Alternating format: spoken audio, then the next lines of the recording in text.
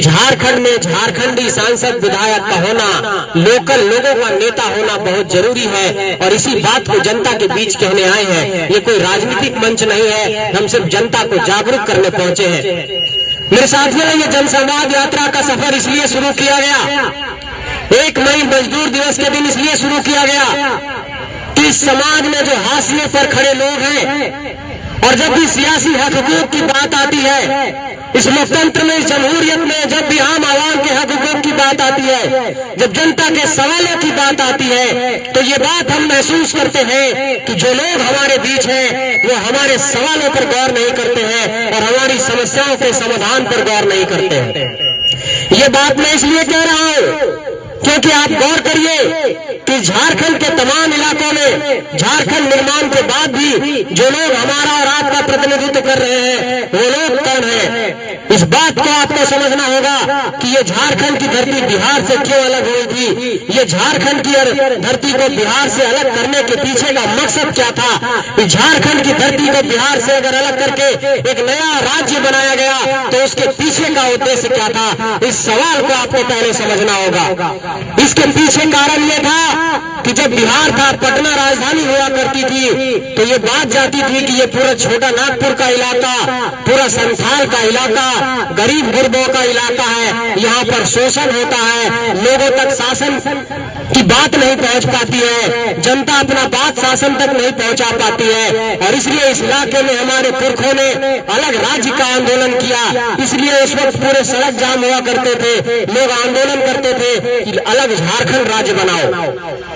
और 15 नवंबर 2000 को जब ये झारखंड भारत की धरती पर एक नए राज्य के अस्तित्व के तौर पर आया, एक नया राज्य बना, तो हम लोगों ने एक सपना देखा था कि झारखंड में झारखंड के लोगों को हक और अधिकार मिलेगा।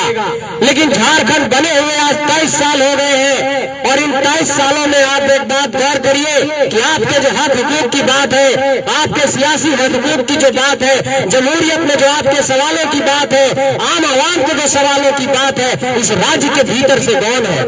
मैं ये बात इसलिए कह रहा हूँ, क्या झारखंड के भीतर 23 सालों में आप गौर करिए कि झारखंड में झारखंडी कौन है, इसकी स्थानीय नीति आज तक परिभाषित नहीं हो पाई। झारखंड में आज ये तय नहीं हो पाया आज तक कि झारखंड की नौकरियों में जो 3rd और 4th ग्रेड की नौकरी है, जो तृतीय और चतुर्थ वर्ग की नौकरी है, वो झारखंड के जवानों के लिए आरक्षित होनी चाहिए।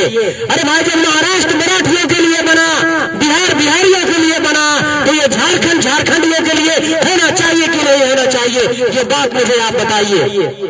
आज झारखंड के नौजवान कोई भी फॉर्म भरते हैं, एक फॉर्म भरिए, जब तक उसका फॉर्म भरे, एग्जाम दिए, रिजल्ट आया, फिर कोर्ट में चला गया, फिर नई वैकेंसी आई, फिर कोर्ट में चला गया, फिर बच्चे एग्जाम लिख रहे हैं। यहाँ सिलहारा में माँ सब्जी बेच रही है, रांची में जाकर के फीस भर रहा है बच्चा कोचिंग का, हजारीबाग में कि बेटवा पढ़ रहा है, अभी तो नौकरी हो ही जीते, लेकिन नौकरी होता कैसे, यहाँ तो बाहरी लोग कब्जा कर ले रहे थे। ये बतिया के समझो पड़ता सबसे पहले, ये बात को सबसे पहले समझना पड़ेगा कि वो कौन लोग हैं जो इस राज्य के भीतर साजिश कर रहे हैं। और साजिश ये हो रहा है कि इस राज्य के भीतर 14 लोकसभा क्षेत्र है, जिसमें 14 सांसद हम लोग बनाते हैं, और 81 विधानसभा क्षेत्र है जहाँ पर 81 विधायक बनाते हैं। और इन 81 विधानसभा क्षेत्रों में, इन 14 लोकसभा क्षेत्रों में वैसे लोग चुन करके आ जा रहे हैं जो इस माटी से नहीं है, जिसको सिलहारा से कोई प्यार नहीं है, जिसको चौपारण से कोई मोहब्बत नहीं है, जिसको इस माटी से कोई लगाव नहीं है, जिसको इस बड़ी से कोई भावनात्मक लगाव नहीं है, जिसको इस इलाके से मोहब्बत नहीं है, जिसको हजारीबाग से प्यार नहीं है, वैसे लोग इस इलाके में चुन के आ जा रहे हैं। ये बात मैं क्यों कह रहा हूँ,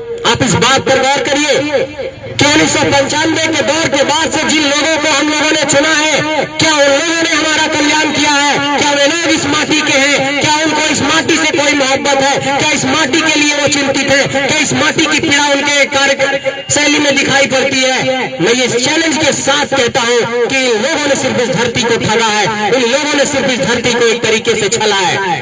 ये बात हम इसलिए कह रहे हैं। और चाची लोग जो आप लोग सब्जी वगैरह बेच रहे हैं, आप लोग तक भी अपना बात पहुंचाना चाहते हैं, आप लोग भी सुनिएगा।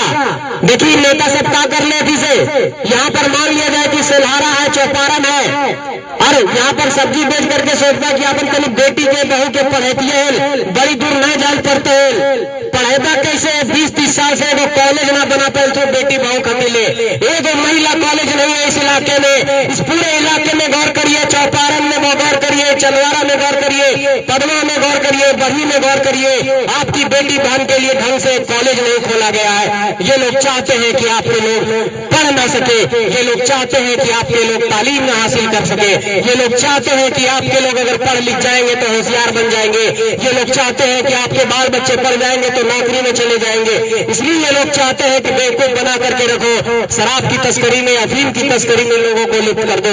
यही इन लोगों की राजनीति है। ये तो विधानसभा की बात है, लोकसभा की बात अभी भुवनेश्वर यादव जी कर रहे थे।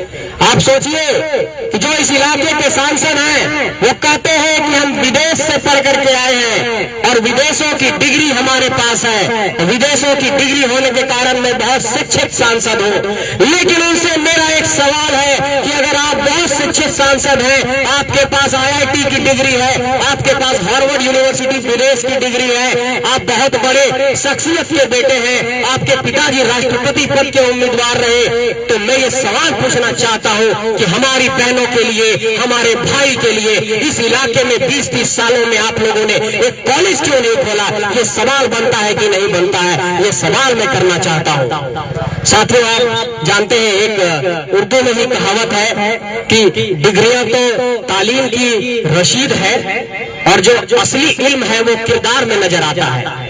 असली इल्म जो है वो किरदार में नजर इसलिए आता है कि अगर आपके पास डिग्री आ गई और आपने उस डिग्रियों के अनुरूप कोई काम करके नहीं दिखाया तो इसका मतलब कि आपका किरदार फेल हो गया। एक सांसद के तौर पर, एक विधायक के तौर पर आप फेल हुए हैं। ये सांसद और विधायक के तौर पर आप लोग इसलिए फेल हुए हैं क्योंकि हमारे इलाके में पानी की व्यवस्था ढंग से नहीं है, क्योंकि हमारे इलाके में अस्पताल की व्यवस्था ठीक से नहीं है, क्योंकि हमारे इलाके में कॉलेज की व्यवस्था ठीक से नहीं है। हमारे इलाके में ब्लॉक में जा रहे हैं और धान का खेत खरीद रहे हैं 30,000 रुपया में तो 40,000 म्यूटेशन में लग जा रहा है। थाने में जा रहे हैं तो दारोगा रिश्वत ले रहा है। इन सवालों पर क्या यहाँ के जनप्रतिनिधियों को नहीं सोचना चाहिए?